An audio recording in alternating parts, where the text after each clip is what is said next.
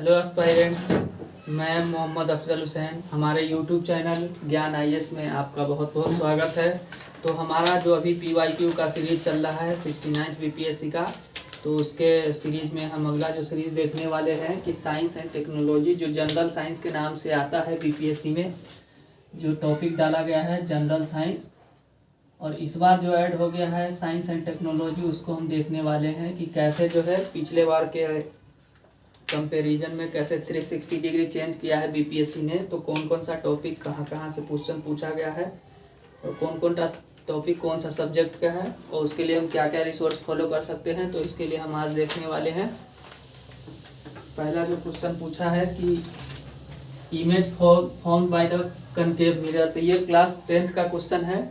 तो इसको आप क्लास 10th के जो क्वेश्चन है उससे हैंडल कर सकते थे। दूसरा जो पूछा है photo electric device, photo electric device का यूज क्या है, इसके रिलेटेड पूछा है। तो ये फिजिक्स का क्वेश्चन है। ये भी क्वेश्चन जो है वो भी फिजिक्स का क्वेश्चन है। अगला जो क्वेश्चन पूछा है सॉल्वेंट कंसंट्रेशन, सॉल्वेंट कंसंट्रेशन मिला करके मतलब क्या क्या फॉर्म्स होता है। तो ये क्लास 8 में जो है उसके बेसिस पे, केमिस्ट्री के बेसिस पे इस पर क्वेश्चन कर सकते थे। अगला जो क्वेश्चन पूछा है Covid vaccine stimulate immune system की, कोविड वैक्सीन जो है इम्यून सिस्टम को कैसे स्टिमुलेट करता है। तो ये क्वेश्चन जो है वैसे बायोलॉजी का है, बायोलॉजी का बेसिक्स आपको पता होना चाहिए। ये क्वेश्चन जो है साइंस एंड टेक्नोलॉजी का क्वेश्चन है। उसके बाद जो अगला क्वेश्चन पूछा है कि bad conductor of electricity, electricity का कौन सा बैड कंडक्टर है, उस पर क्वेश्चन पूछा है। तो ये क्वेश्चन जो है हमारा वो फिजिक्स का क्वेश्चन है।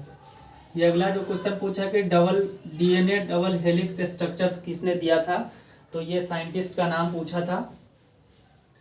तो ये जो है बायोलॉजी का क्वेश्चन है, तो ये आपको बेसिक्स बुक में भी मिल जाएगा, तो इसके लिए कोई दिक्कत नहीं है। तो अगला जो क्वेश्चन पूछा है two object of different mass falling on the moon, moon पे क्वेश्चन पूछा है कि अगर दो मास है अलग अलग उसका वेट है, तो अगर वो एक साथ अगर छोड़ा जाए तो ज़मीन पे कौन पहले आएगा कौन बाद में आएगा।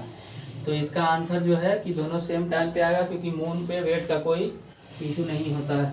अगला पूछा है vector vaccines works to produce immune system, vector vaccine के बारे में क्वेश्चन पूछा है, क्योंकि कोविड-19 के दौर में आपने देखा है कि डिफरेंट वैक्सीन्स का मैन्युफैक्चरिंग हो रहा था। तो उसी पे रिलेटेड क्वेश्चन पूछा है कि वेक्टर वैक्सीन्स वर्क कैसे करता है इम्यून को प्रोड्यूस करने के लिए।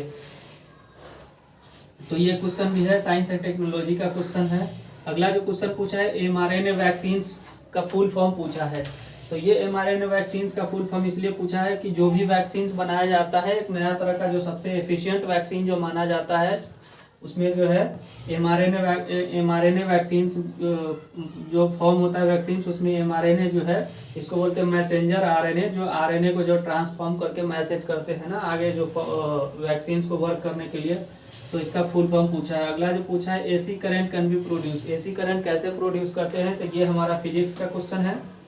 अगला जो क्वेश्चन पूछा है कि करंट डेंसिटी पूछा है कि क्या ये वेक्टर क्वांटिटी है या स्केलर क्वांटिटी है। तो ये बेसिक का क्वेश्चन है, तो इसको आप कर सकते हैं क्योंकि ये वेक्टर क्वांटिटी है। अगला जो पूछा है मेडिसिन्स एंड मेडिकल इंडस्ट्री, इसमें जो क्वेश्चन था कि मेडिसिन और इसका मेडिकल इंडस्ट्री में क्या यूज है, तो इसके लिए आपको ये साइंस एंड टेक्नोलॉजी में जो है ये क्वेश्चन आता है। उसके बाद पूछा था अगला क्वेश्चन जो पूछा था, ये बेसिक पूछा था कि slow down the reactions rate, कौन ऐसी चीज़ है जो रिएक्शंस जो होता है, जो केमिस्ट्री में कोई भी रिएक्शंस होता है किसी भी प्रोडक्ट को फॉर्म करने के लिए, तो कौन सा प्रोडक्ट ऐसा है जो रिएक्शंस को स्लो डाउन कर देगा। क्योंकि बहुत सारे रिएक्शन को कराने के लिए हमको रिएक्शन को स्लो डाउन कराना पड़ता है ताकि कोई भी अदर प्रोडक्ट फॉर्म ना हो जाए। उसके बाद पूछा input output of nerve systems, इसमें बहुत बेसिक क्वेश्चन पूछा था कि इनपुट आउटपुट नर्व सिस्टम से मतलब कैसे कंट्रोल करता है।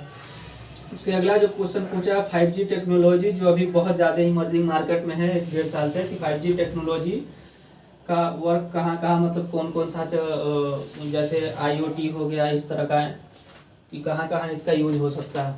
अगला जो क्वेश्चन पूछा है स्पेस एंड एक्सप्लोरेशन मिशन, क्योंकि अभी बहुत ज़्यादा अभी देखते होंगे कि स्पेस में बहुत सारे जैसे मून का मिशन है, वेनस का मिशन है जो भेजा जा रहा है वहाँ पे, कि क्या क्या एक्सप्लोरेट कर सके, कौन कौन सा जीवन पाया जाता है, क्या क्या प्रोडक्ट क्या क्या क्या मिनरल्स वहाँ पे पाया जाता है, इसके रिलेटेड क्वेश्चन पूछा है।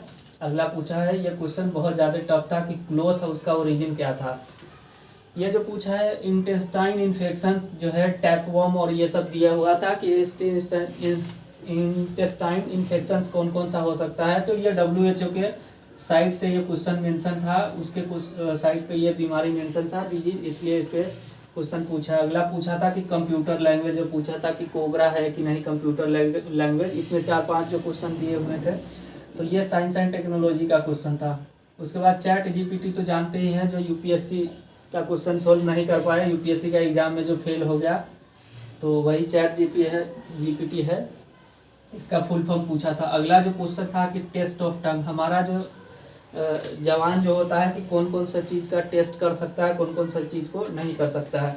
तो ये जो है बेसिक बायोलॉजी का क्वेश्चन है। अगला जो क्वेश्चन पूछा है डिजीज एंड इफेक्ट, इंसोम्निया एक डिजीज होता है जिससे स्लीपिंग डिसऑर्डर होता है, तो इस पर क्वेश्चन पूछा है। तो ये आपको NCERT में डायरेक्ट ये क्वेश्चन मेंशन है, तो इसके बेसिस पे आपको बना सकते थे। अगला जो क्वेश्चन पूछा है कि पल्सर के बारे में, पल्सर क्या है। पल्सर एक रोटेटिंग न्यूट्रॉन स्टार है, तो स्टार का ये क्वेश्चन था। तो आपको ये बेसिक ज्योग्राफी में भी मिल जाएगा, और बाकी वैसे साइंस एंड टेक्नोलॉजी का क्वेश्चन था। उसके बाद लैब ग्रोन डायमंड, अभी जो मार्केट में अभी एक जो बजट में जो मेंशन था 2023-24 का जो बजट आया, उसमें पूछा गया था कि लैब डायमंड कैसे बनाया जाता है।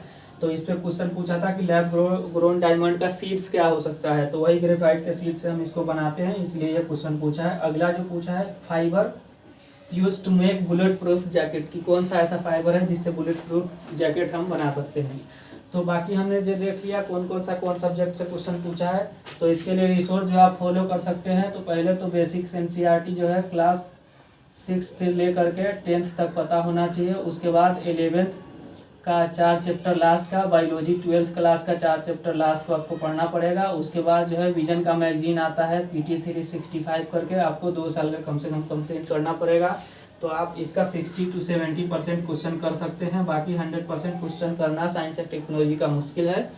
तो बाकी हम देख लिए हैं। तो अगला सीरीज में जो हमारा जो टॉपिक रहने वाला है कि एंशिएंट एंड मेडिवल हिस्ट्री से क्वेश्चन रहने वाला है अगला सीरीज का। तो अभी के लिए इतना ही, धन्यवाद। आपको कैसा लगा हमें रिव्यू दीजिएगा।